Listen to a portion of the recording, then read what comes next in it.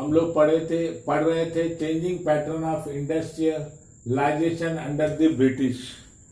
हम लोग chapter number 6 पढ़ रहे थे, changing pattern of industrialisation under the British पढ़ रहे थे। और उसका है ना लास्ट पॉइंट अब हम पढ़ाने जा रहे हैं, और वो लास्ट पॉइंट लेसन के कंप्लीट हम पढ़ चुके हैं। एक पॉइंट बच गया, वो पॉइंट हम पढ़ाने जा रहे हैं। वो पॉइंट क्या है? First iron and steel factory.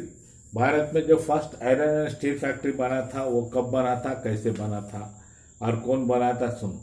The establishment of iron and steel industry was the result of vision of one man, Jamsetji Tata.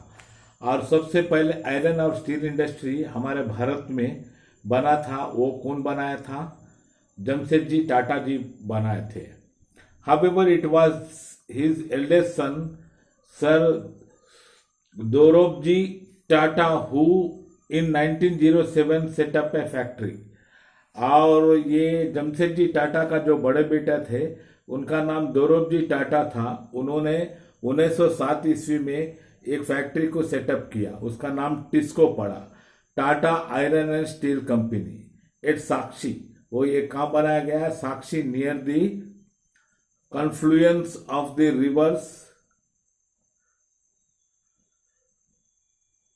Subarnarekha and Karkhai in what is today Jharkhand।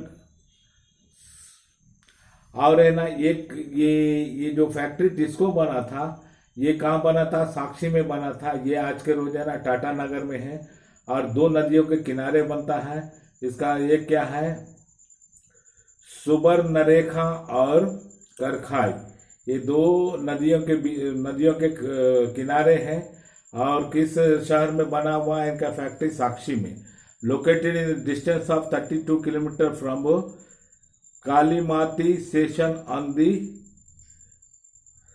Bengal Nagpur railway line. और है ना ये 32 kilometre दूर किससे है? Kalimati station से है। और ये कहाँ पर पड़ता है? ये कहाँ पड़ता है? किस रूट में पड़ता है? बंगाल और नागपुर रेलवे लाइन में पड़ता है। वह seen as the ideal place to set up the steel plant. यह जगह बहुत आइडियल था, यहाँ पर स्टील प्लांट को सेटअप किया। Later the site was named Jamshedpur after the Jamsetji Tata. बाद में इस साइट को है ना जमशेदपुर बोल के लगाया गया। किसके नाम से? जमशेदजी टाटा के नाम से। TISCO started producing pig iron in 1911। और टिस्को है ना शुरू में कौन सा आयरन प्रोड्यूस करना शुरू किया? Pig iron. एंड स्टील इन 1912। बाद में 1912 में स्टील तैयार किया। This was the first Indian owned steel producing unit in India. यह सबसे पहला भारतीयों का अपना इंडस्ट्री था। ये सबसे पहले है ना भारत में शुरू हुआ। In 1914 the first world war broke out. 1914 ईस्वी में पहला विश्व युद्ध हुआ। Steel produce in Britain now had to meet the demands of war in Europe.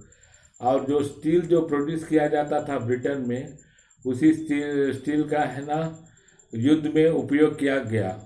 So imports of British steel in India decline. इससे क्या हो गया? समझ गए ना? जो ब्रिटिश का स्टील जो इंपोर्ट किया जाता था भारत में, उसको डिक्लाइन हो गया, मतलब खत्म हो गया। And Indian railway turn to TISCO for supplying of steel for rails. और इंडियन रेलवे है ना अब किसके ऊपर निर्भर हो गया? जो अपना पटरी बनाने के लिए टिस्को के ऊपर। At the war drag on several years, the demand of the colonial government for steel increased।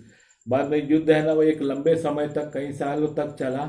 उससे क्या हो गया? समझ गए ना?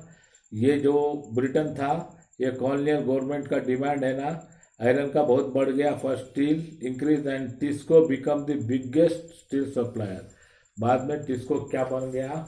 बहुत बड़ा स्टील सप्लायर बन गया।